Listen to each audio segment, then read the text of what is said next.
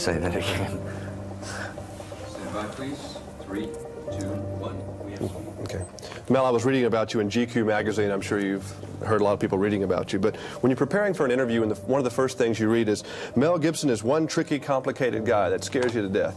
I think you scared the writer of that article. I did? Yeah, I think you did. I didn't mean to. I liked her. I thought she was great. Do you think you intimidate some people, though, because you do look intense on camera a lot in the roles you've played?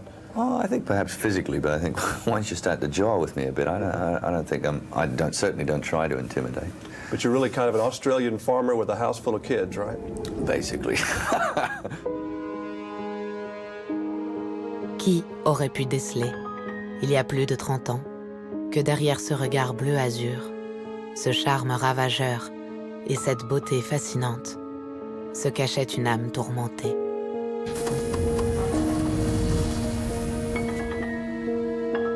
De toute évidence, la personnalité de Mel Gibson a fait de lui plus qu'une superstar d'Hollywood. Un être complexe, insaisissable.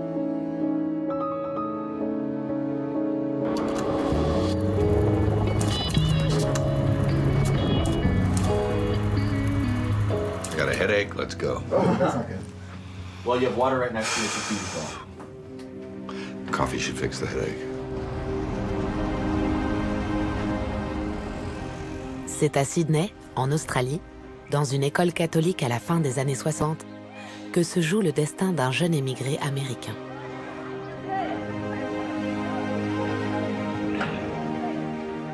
Ses camarades se moquent sans arrêt du Yankee. Alors, pour mieux s'intégrer et supporter un quotidien difficile, Mel utilise son charme comique naturel. Were you class clown when you were a kid? I was a little bit of a cut-up, yeah. I was always pulling some kind of stunt in order to confuse the teachers, or, you know, there was a thing I used to do. They were fake fights and things. We used to stage them with people being flung over desks and having their heads bashed into lockers. And So that was just your way of getting attention? I guess so, yeah. En dernière année au lycée, il semble n'avoir aucun but, aucune aspiration. C'est alors que sa sœur aînée décide de prendre les choses en main. Elle l'inscrit en secret à l'Institut national des arts dramatiques de Sydney. Mais Mel n'est pas certain de vouloir être acteur. That was when I said to my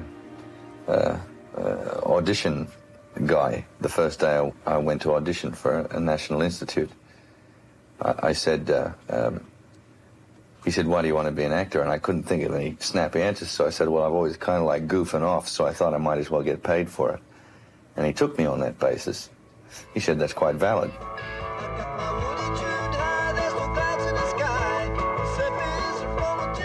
Alors qu'il est encore étudiant à l'Institut national des arts dramatiques, Mel Gibson obtient son premier rôle au cinéma dans un film australien à tout petit budget, Summer City.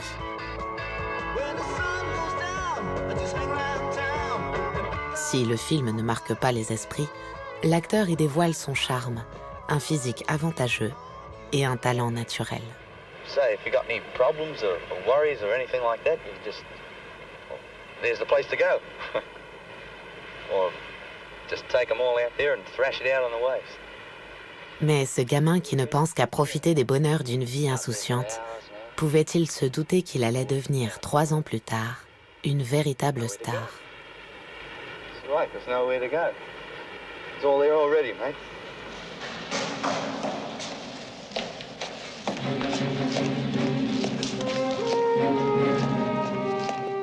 Mad Max sort en Australie en avril 1979.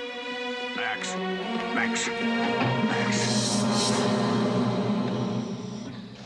À 23 ans, le jeune acteur interprète avec une intensité extraordinaire ce personnage solitaire qui se bat pour la justice dans un monde dominé par le mal.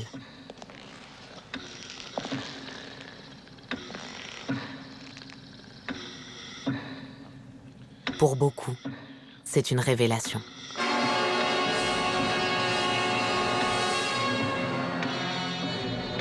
Y incarnant un flic futuriste désirant venger la mort de sa femme et de son enfant, Gibson y montre déjà un goût prononcé pour les rôles extrêmes, la violence et la vengeance. I want to know what you're doing. The chain in those handcuffs is high tensile steel. It'd take you 10 minutes to hack through it with this. Ce film de science-fiction post-apocalyptique dont il est la vedette est le film australien le plus rentable de tous les temps. Et ce rôle de tête brûlée, en décalage avec les valeurs qu'on lui a transmises, il en connaît les rouages depuis son enfance. Né en 1956 dans une petite ville de l'État de New York, Mel est élevé au sein d'une famille nombreuse, dominée par un père strict et autoritaire, employé des chemins de fer, aux convictions catholiques ultra-conservatrices. Vétéran de la guerre du Pacifique, son expérience du combat fait d'Hutton Gibson un antimilitariste réfractaire à tout conflit. Et lorsqu'en 1968, Kevin, son fils aîné, atteint l'âge pour être enrôlé pour la guerre du Vietnam, il décide d'emmener toute sa famille en Australie, pays natal de sa mère. I don't think it was like an escape mode because you could take us to Australia, we'd still get drafted. Yeah. I mean, there was nothing to stop you. Australia would draft you. But When he the Australians fought in the war. yeah, they did. And he said, but the reason he thought it was a good idea is to give you a year longer. Yeah. They wouldn't take you until you were like a year older. Yeah. Something may change by then. Yeah, something might change by then, and you'd have another year on you. You wouldn't be some kid. I mean, well, I've got two 18-year-old sons now, and the thought of them going off someplace In would a be crazy war. No, come on. I mean, yeah, it wasn't really a dodge. It was just, just a postponement. Sure.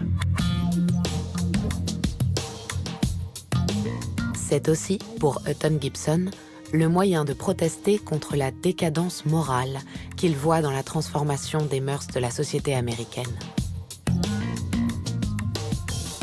Terre d'un nouveau départ, l'Australie l'est définitivement pour ce fervent catholique qui s'enfonce dans l'extrémisme religieux. Il devient un fervent défenseur du sédévacantisme, courant soutenant que tous les papes désignés depuis la mort de Jean XXIII en 1963 sont des usurpateurs et que le Concile du Vatican est un complot maçonnique soutenu par les Juifs. À un âge où les âmes se forment, Mel Gibson est tiraillé entre le cadre offert par son éducation et sa famille, qu'il ne cessera de placer au-dessus de tout, et une vie d'excès et de tentation.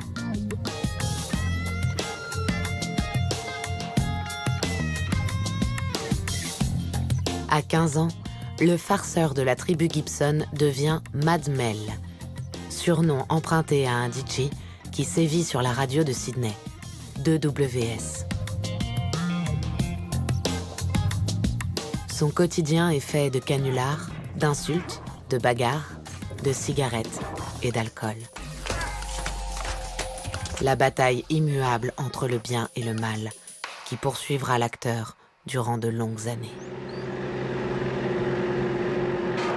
Le succès phénoménal de Mad Max doit beaucoup à son acteur principal, qui incarne un personnage dont la déchéance fait peur. On croyait voir un héros.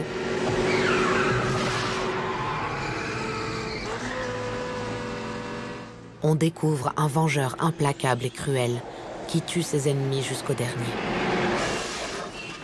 Le public s'imagine que Mad Max et Mel Gibson sont les deux revers d'une seule et même pièce. Fou à l'écran, fou et demi à la ville.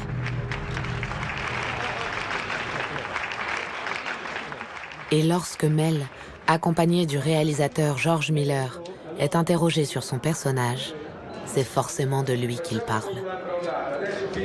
He essentially, we describe him as a closet human being. That means it's like a closet drinker or anything. He finds interacting with other people a threat to his survival. His prime objective is survival. And he follows he follows whatever he has to. I mean, he's usually pushed around by his environment. He is a reluctant hero.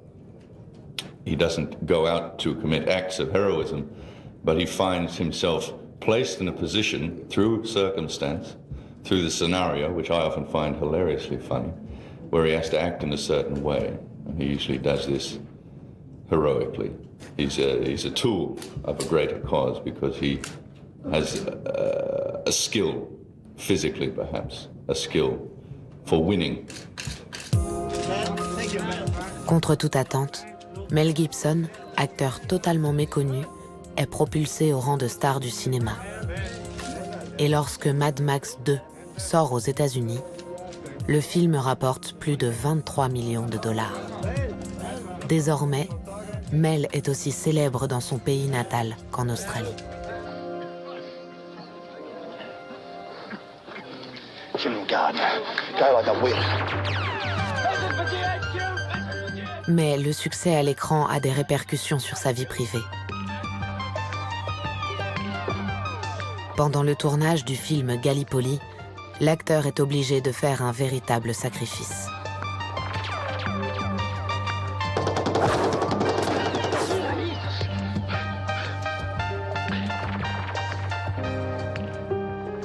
Sa femme Robin, épousée un an plus tôt, ayant dû rester en Australie, il est contraint d'assister à la naissance de son premier enfant par téléphone.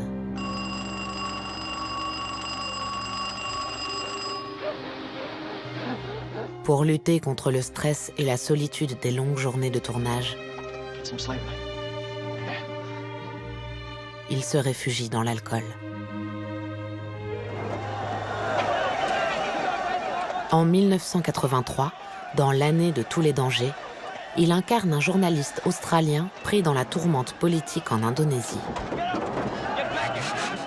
Un personnage tout en nuances qui permet de démontrer l'étendue de sa palette d'acteurs.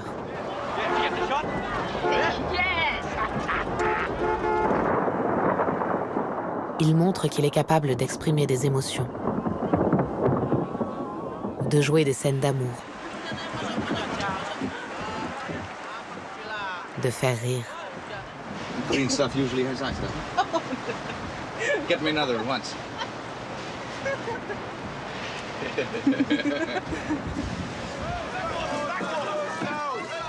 Dans le 5e remake du Bounty, Mel Gibson continue de créer sa légende. L'habit lui va comme un gant. Il lui va d'autant mieux lorsque la chemise, savamment trempée, découvre un torse impeccablement dessiné et tanné à l'huile de noix de coco.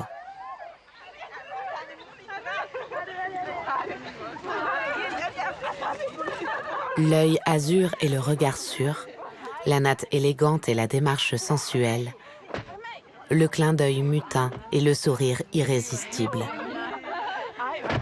Pas besoin de longs discours.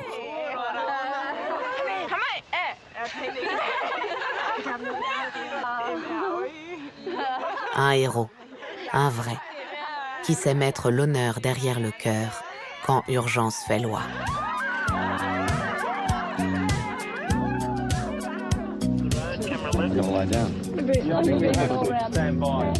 Fin 1984, George Miller annonce le début du 3e volet de sa saga,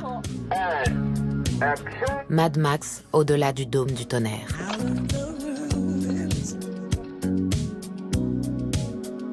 La partenaire de Mel est une légende de la soul, Tina Turner.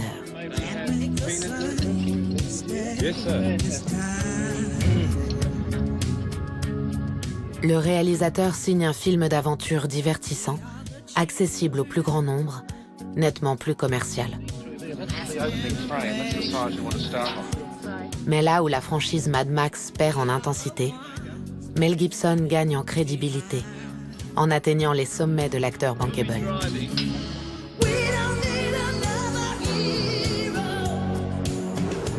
Pour ce rôle, il empoche un cachet d'1 million de dollars, une première pour un film australien.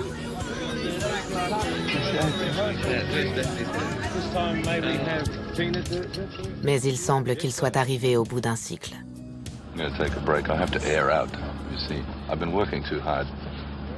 So you can't just see that beneath this cool exterior is the soul of a tortured human being, and I have to take a holiday because you have to try something else and then come back maybe in a year or two and with a new resource, with a new energy. La publicité énorme qui entoure le film aggrave les problèmes de l'acteur qui souffre de plus en plus de sa célébrité.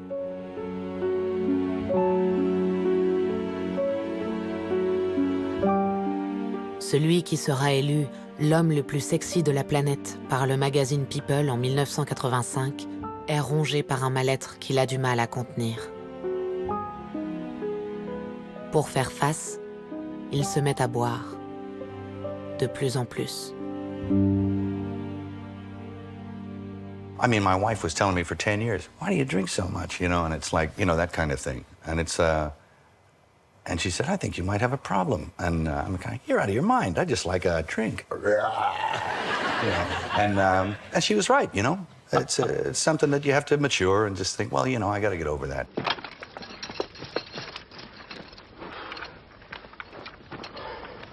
There's also a story, too, about that your co-star in one of the Mad Max movies, the Thunderdome one, Tina Turner, she also pulled you on one side, didn't she? And had a... Oh, yeah. Oh, she saw it firsthand, of course. I mean, she stayed with a man who was horrible to her. That's right. And she'd seen it, you know. Well, ain't we a pair, Raggedy Man?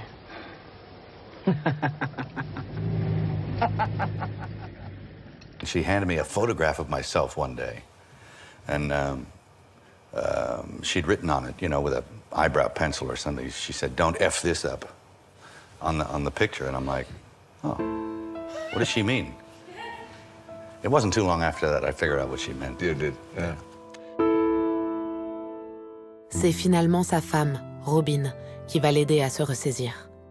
Elle le convainc d'acheter un ranch en Australie et de s'éloigner momentanément d'Hollywood avec leurs 4 enfants. Pendant presque 2 ans, la superstar élève du bétail dans une ferme de 320 hectares cachée à 350 km de Melbourne. Un lieu baptisé Carinya, foyer heureux en langue aborigène. Were you fed up with the whole thing? No, I always knew that I'd come back, but well, yes, I was fed up. To put it quite bluntly, I was fed up and up to here. So I just thought I'd go away for a little while. Why did you choose Lethal Weapon as a comeback film? Well, I wasn't going to choose anything. I was just going to stay out of work for as long as I was going to stay out of work, and that brought me back. I just read it and I liked it, and I thought, well, I was getting itchy feet again, so off I went. Had to travel.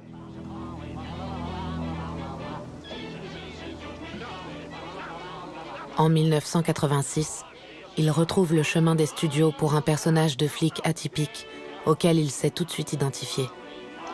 Martin Riggs, un ancien du Vietnam, totalement incontrôlable. Riggs est un flic solitaire et alcoolique, à la personnalité instable. Un personnage dont Mel Gibson se sent particulièrement proche. L'acteur est fatigué, déraciné, incapable de s'adapter à cette Amérique qui est biologiquement sienne.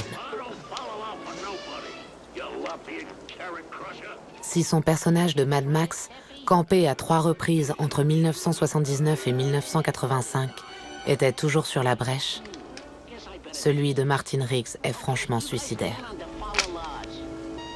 Où l'absence de vie bascule vers un désir de mort.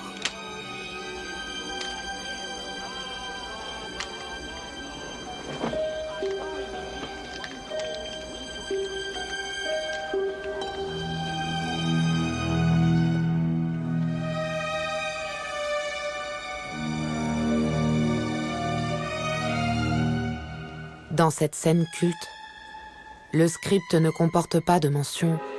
Riggs met le canon de son Beretta dans la bouche.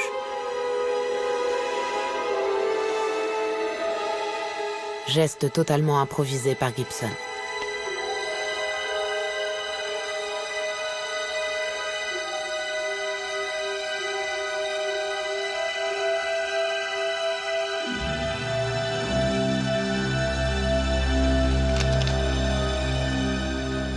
L'acteur semble avoir passé un cap dans la folie.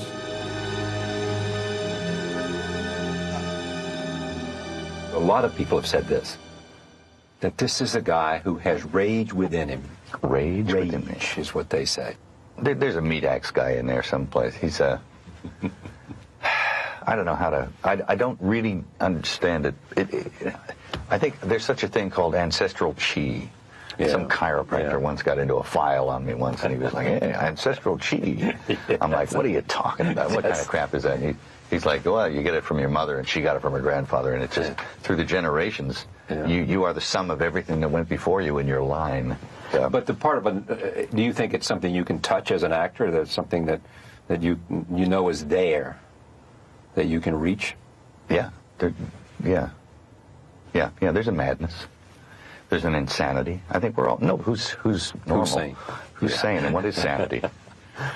Sanity is, I think, being able to keep a lid on the mad boy. Oh, sure. To keep everything in balance. Yeah, sure. We're all capable of nuttiness. You want to die? I'm not afraid of it. I ain't afraid of it. Here, take my gun. Don't nibble on the barrel. Pull the trigger. Go ahead, pal. Be my guest. Go ahead if you're serious. You shouldn't tempt me, man. Put it in your mouth. Bullet might go through your ear and not kill you. Yeah, under the chin. Yeah, under the chin. Si L'Arme fatale est un énorme succès, il le doit en grande partie à son duo Mel Gibson-Danny Glover, qui s'entendent comme larrons en foire, posant ainsi les jalons du buddy movie. Pas une mince affaire à l'origine, puisque Glover est un partisan de la méthode et que Gibson ne goûte que peu le système Actor Studio. I mean, it's good to talk about it. A rehearsal in that sense is good, but to actually sit down and kind of study the lines and do all that sort of stuff, it doesn't work because they never stay the same anyway. They always change. I mean, I just grab at straws, you know. I'm just beneath the surface, clutching at straws, you know, just trying to pick up some thread that hopefully leads somewhere. But I don't have to get too psyched up about it. I like to stand away from it a little bit, even when I'm doing it. Try and be outside it a little.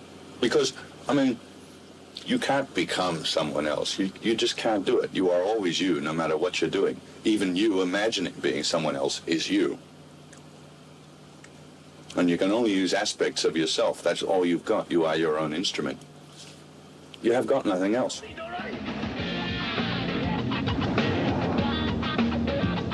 Grâce à L'Arme fatale, l'acteur devient autre chose qu'un simple animal qui laisse le regard d'acier dominer la parole, en alternant savamment humour et drame. Et ce, à l'écran comme en coulisses.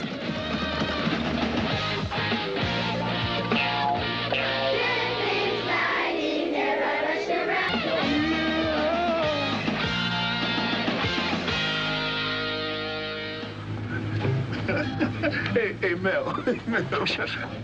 En acceptant de tenir un journal vidéo pour la chaîne HBO, I can smell him.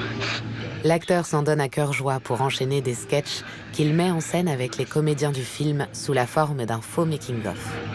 Look. What? Comme un pied de nez à Hollywood. Yeah. One baby, 2 day old. Did Mel ever get out his red nose? His red nose? Supposedly, according to a journalist, he has a funny nose. Oh, yeah! That little ball he puts on the end. Yeah, but Mel is always doing. Mel is one of the funniest young men I've ever worked. He's an actor that I'm dying to do a really straight-out, wonderful, broad, rich comedy with. Oh, I remember one with Pesci where we, Chris Rock and I, oh yeah, this is heinous. Well, heinous is almost the word for it. We Polaroided our posteriors with very fine Cuban cigars protruding from them. And then we went and gave Pesci a cigar, and he was like a cigar aficionado. He's going, wow, these are like, and he's like, lights it up, and then we showed him the Polaroid.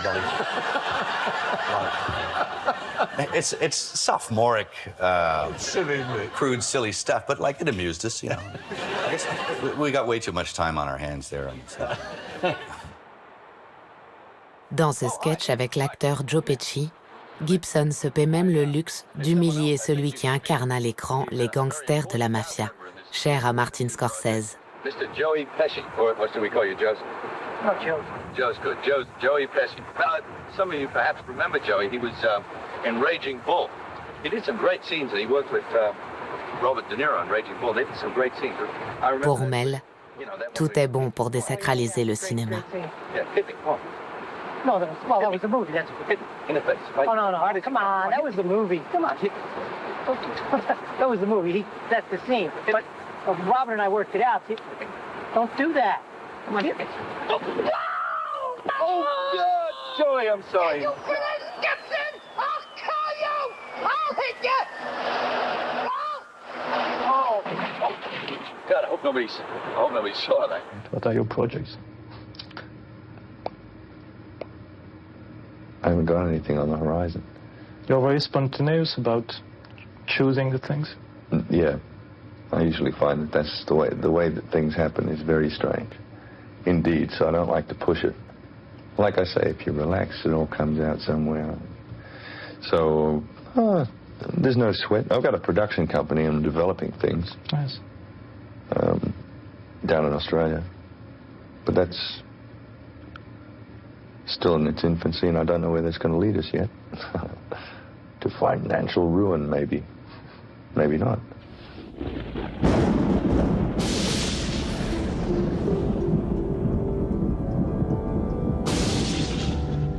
Icon Productions, donc. Un nom qui synthétise à lui tout seul la légende du roman gibsonien. Dans le premier film qu'il produit, Hamlet, le terme icon prend tout son sens. Il décrit tout autant le statut grandissant de star hollywoodienne de l'acteur que la représentation d'une figure chrétienne.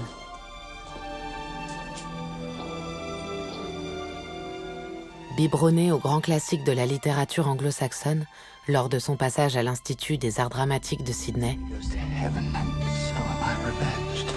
il veut un rôle de l'envergure de Hamlet. A villain kills my father, and for that I, sole son, to this same villain sent to heaven. Et c'est avec ses propres économies qu'il se l'offre, dans une nouvelle version du réalisateur italien Franco Zeffirelli. Salary, not revenge. Mel Gibson peut désormais devenir l'acteur qu'il a toujours souhaité être, tout en créant une alternative au système des studios. Libre et indépendant.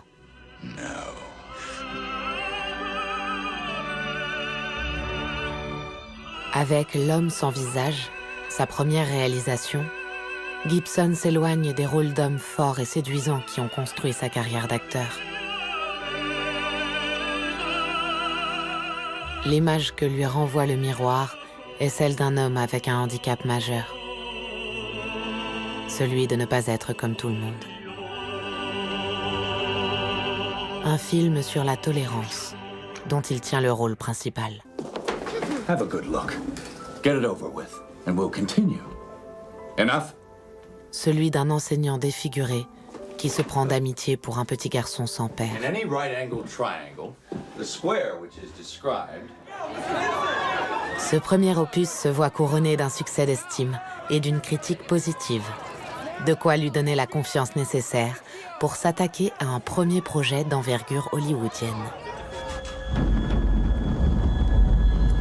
Braveheart, le second film de Mel Gibson réalisateur, retrace le destin héroïque de William Wallace, protagoniste des premières guerres d'indépendance écossaises à partir de 1296. Dans cette scène où Wallace vient affronter seul sur son cheval l'armée britannique, c'est Gibson le producteur qui vient défier Hollywood. Devant les difficultés qu'il a rencontrées pour trouver des investisseurs, Mel Gibson a dû se résoudre à incarner le héros écossais, malgré leurs différences d'âge. Wallace est mort à 33 ans, Gibson est alors bientôt quadragénaire.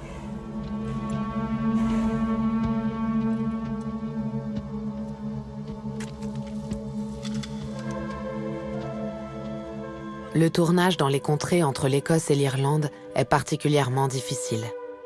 Les décors naturels détrempés par de fortes pluies et une brume envahissante compliquent chaque jour davantage la tâche de l'équipe technique et des comédiens maquillés à la boue et à la crasse.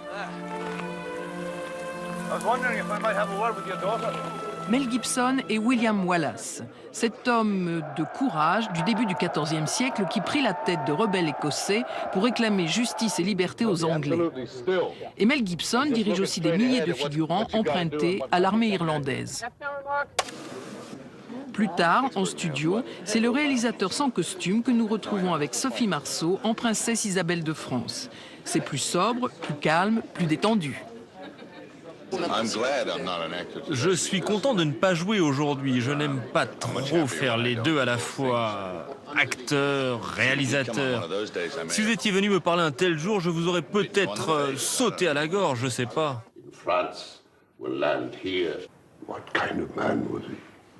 A mindless barbarian. Not a king like you, my lord. Mel Gibson, lui, ne se gêne pas pour faire le pitre à tout moment. C'est que cette main qui arrive. Mel Gibson est-il aussi décontracté, enfin apparemment, quand il dirige William Wallace? Je peux communiquer aux autres ce que je veux, mais je ne peux pas faire cela pour moi-même. Je le fais, mais je ne pense pas être aussi précis pour moi. C'est très difficile. On ne peut pas échapper totalement à son moi. Dans ce film épique et spectaculaire, se déchaîne tout le génie créatif de Mel Gibson. Les scènes de bataille sont chorégraphiées au millimètre, sans pour autant donner une quelconque impression d'esthétisme irréel. Transpercés de toutes parts, les hommes tombent dans un énorme bain de sang, la caméra s'en retrouvant parfois même éclaboussée.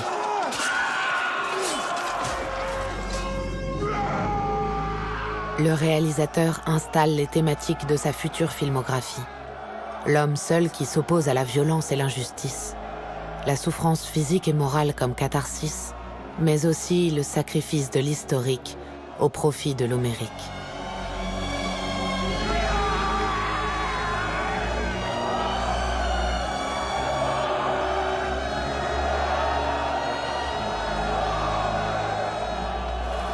And the Oscar goes to Mel Gibson for Braveheart. Le 25 mars 1996, le film se retrouve à la 68e cérémonie des Oscars dans la peau d'un favori, avec 10 nominations. Jusqu'alors absent de toute catégorie de la grand-messe annuelle du cinéma hollywoodien, Mel Gibson repart avec 5 statuettes dorées, dont celle du meilleur film et surtout du meilleur réalisateur. I don't write speeches, but I would like to thank a few people. My wife and family for indulging me, and God for indulging me in this tiny moment, and every director I've ever worked with. They were my film school, and now that I'm a bona fide director with a golden boy, well, like most directors, I suppose what I really want to do is act. But is that right?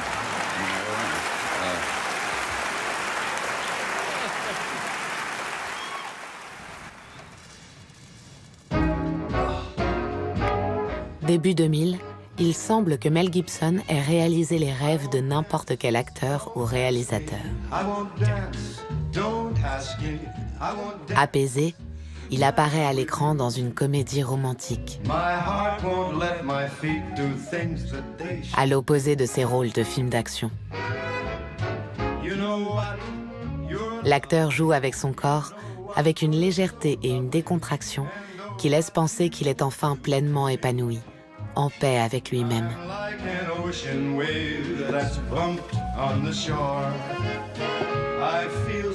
Loin, très loin d'imaginer qu'il allait bientôt presque tout perdre.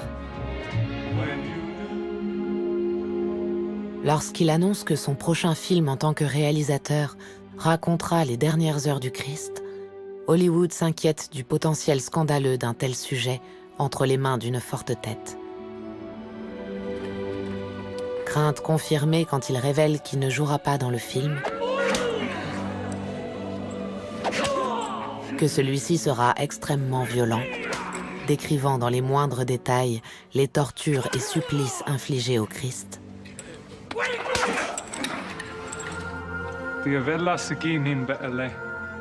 Et que les dialogues seront en latin et en araméen.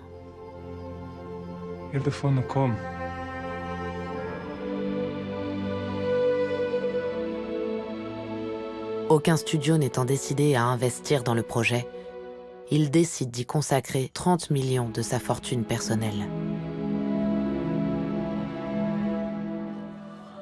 Did you ever think it was too much? Of course it was too much. Yes, that was the whole point of it. It was the mystery of suffering. And, which is the sacrificial lamb, you know. I mean, if it was easy, it isn't worth much. So, and believe me, I did a lot of research on it. And according to all the research, it was way worse than that, anything I showed you. So, you know, it was worthwhile. Mais entre-temps, une polémique a fait surface. Avant même que le film ne soit tourné, son scénario est taxé d'antisémitisme par certaines organisations juives, notamment à cause de sa manière de stigmatiser les prêtres du sang Hédrin.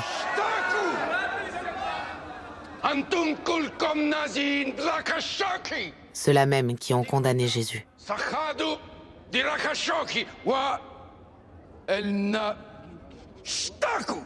Vous avez compris la polémique qui a suivi justement de la sortie du film La Passion du Christ, par exemple? Oh, it absolutely took me by complete surprise. Bon, ça m'a pris entièrement par surprise. J'ai pas pu comprendre.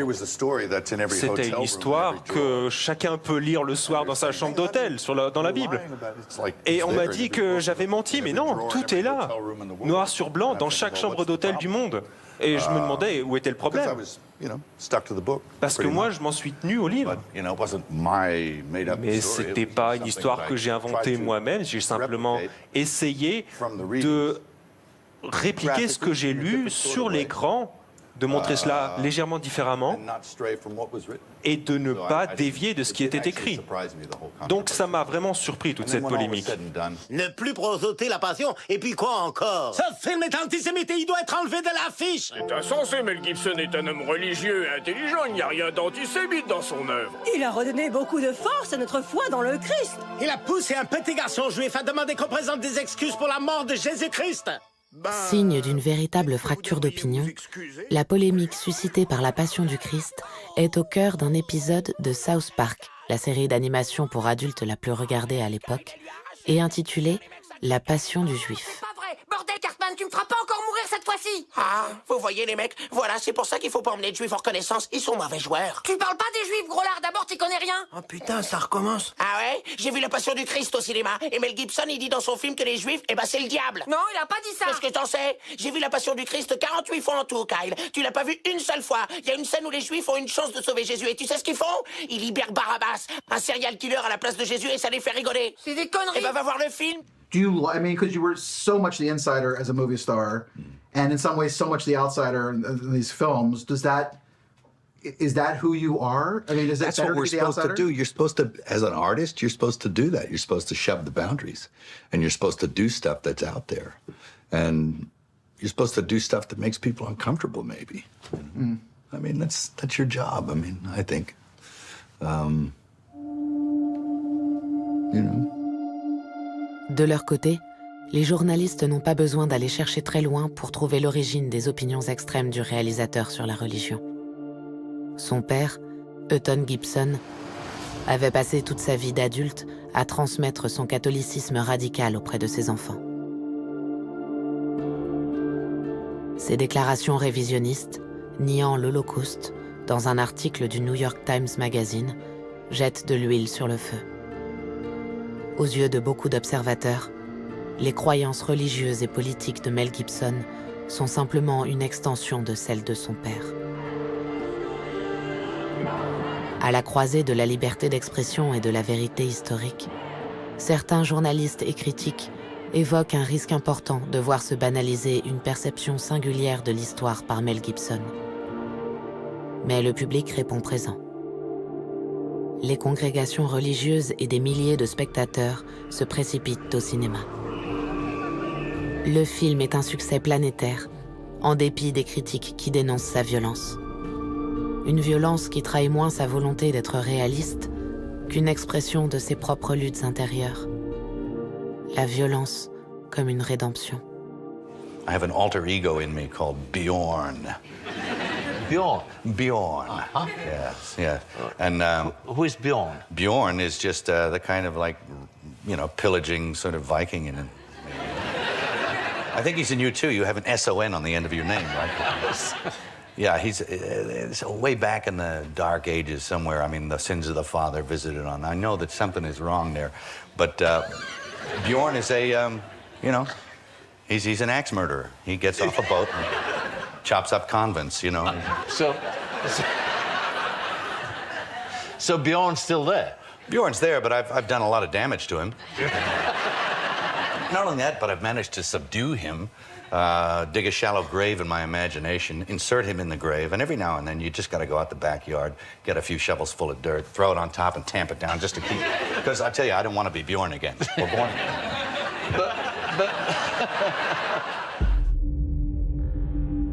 Diagnostiqué bipolaire, souffrant d'un trouble dissociatif de la personnalité, Mel Gibson vit donc en permanence sous la menace de Bjorn le Viking, son alter ego maléfique.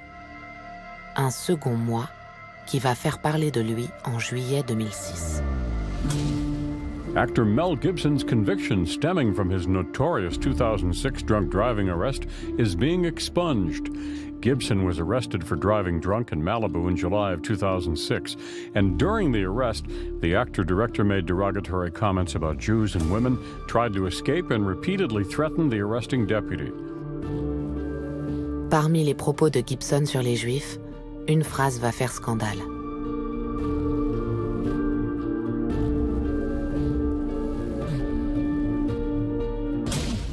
L'acteur va devoir s'en expliquer devant des millions de téléspectateurs sur la chaîne ABC.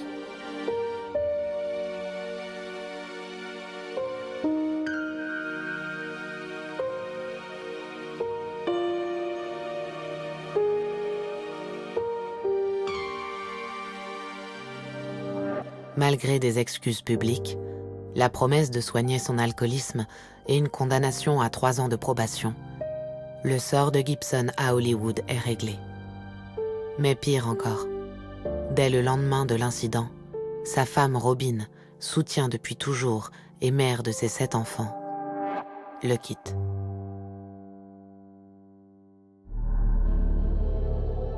Pour son nouveau film, Mel Gibson ne choisit pas son titre au hasard. En langue grecque, Apocalypto signifie « nouveau départ ». L'acteur n'est plus l'apprenti réalisateur qui veut bien faire, ni l'apôtre qui laissait transparaître ses convictions dans un métrage à gros budget. Il s'efface totalement pour diriger des acteurs non professionnels dans un film d'aventure qui traite du déclin de la civilisation maya. But you're out there for those 2 exchanges. I want to see you smiling and enjoying it, laughing. Okay. Hey, go. Action. Tourné en grande partie en Amérique centrale, le film propose une aventure immersive où d'illustres inconnus parlent le yucatec et côtoient tour à tour le grandiose et l'ultra-violence. Don't hit him hard with it. Still miss him, but you can at least make a little contact. Okay. Derrière la caméra, le réalisateur conserve un contrôle total sur une mise en scène truffée d'audace et de mouvements de caméra toujours plus ambitieux. Avec son meilleur film jusqu'à ce jour, son statut de cinéaste est définitivement acquis. Apocalypto de Gibson peut alors céder la place à l'apocalypse de Mel. 4 années vont s'écouler sans le moindre projet pour l'acteur controversé. Ses déboires avec la police et ses déclarations antisémites lui collent à la peau. Et lorsqu'il revient sur le devant de la scène avec Hors de contrôle, un thriller d'action réalisé par Martin Campbell, il semble qu'on s'intéresse plus à son passé qu'à son actualité. I was wondering whether you were sort of being forced now to work independently and outside of the system, or whether you're able to sort of go back to all the same relationships that you've had based on your scandal. Well, you know, it just happens. You know, hey, look, it's 30 years I've been at this game, all right? And 30 years I've been in the public eye. And it's 30 years ago that I lost my own personal anonymity. Right. And you can't get that back again, ever, okay? And it's 30 years ago that public humiliation began. And sometimes it reaches a global level. And what doesn't kill you makes you stronger. And I'm telling you right now, I'm one strong mother, because I'm right back at you.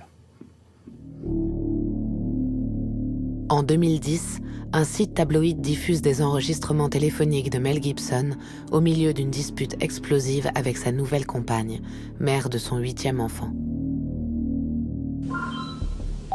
Yes. Stay on this phone and don't hang up on me. I have plenty of energy to drive over there. You understand me?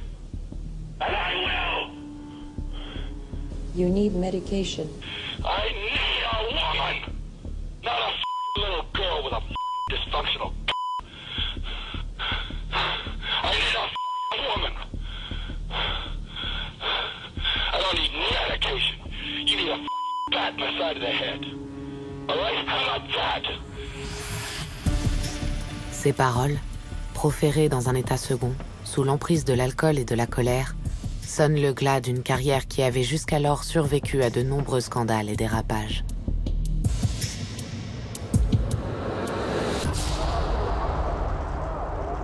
À Hollywood, des patrons de studios prennent la décision de le boycotter et le font savoir. Convoqué devant la justice, celui qui avait toujours su préserver son cercle privé connaît la plus grande épreuve de sa vie. No contest pursuant to People v. West. Okay. Imposition of sentence is suspended. You are placed on summary, that's informal probation, for 36 months on the following terms and conditions. You are not to annoy, harass, or molest anyone involved in this case. You are not to threaten anyone. You're not to use force or violence against anyone. Seek it. Is it good to seek the past, Master Poe? Is it not right the present? C'est dans la peau d'un homme atteint d'une dépression profonde que Mel Gibson a l'occasion de revenir sur le devant de la scène en tant qu'acteur en 2011.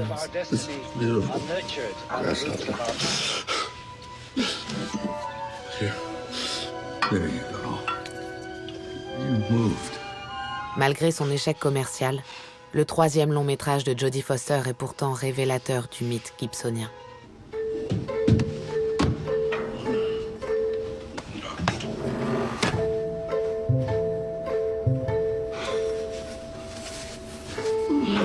Mad Mel ose y dévoiler les facettes d'un acteur à la carrière et la santé mentale qui vacille.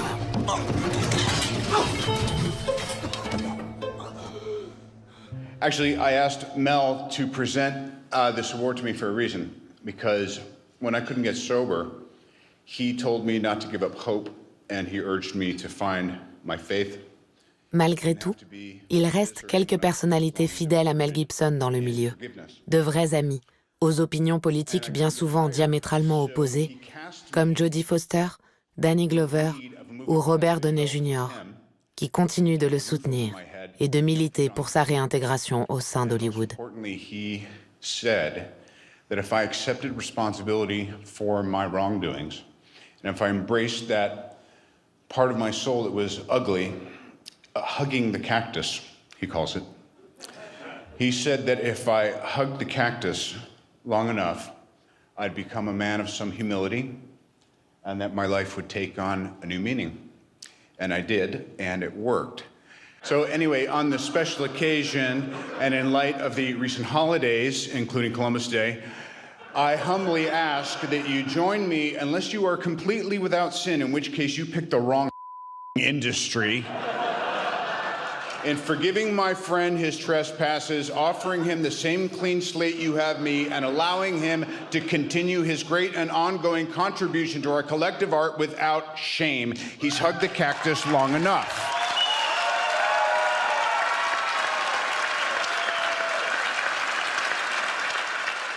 Six ans après ce plaidoyer retentissant, les choses commencent à s'inverser.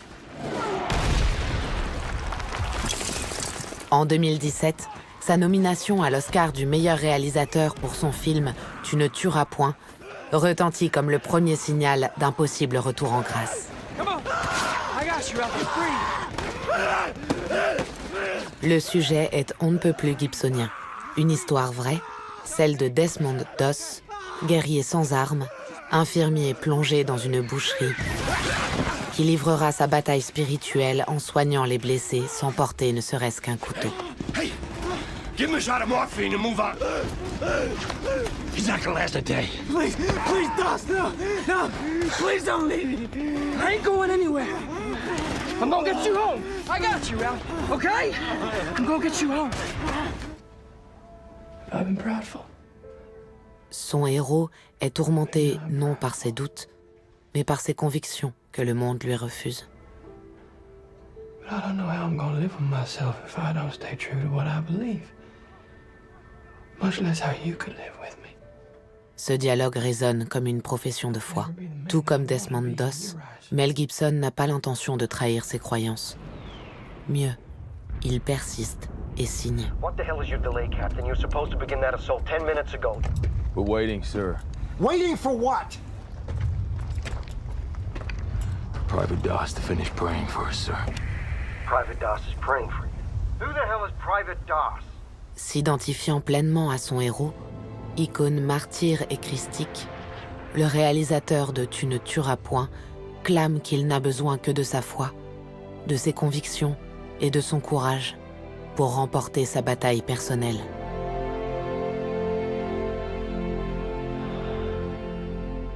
Mel Gibson est sur la voie de la rédemption. Mais son goût du risque ne le quitte pas. Son prochain projet cinématographique le ramène sur une route à connotation religieuse, celle-là même qui a entaché sa carrière. Intitulé « Résurrection », ce film se veut être une suite à la Passion du Christ et racontera la vie du Messie après son calvaire et sa crucifixion. Gibson ressuscité, tout un symbole.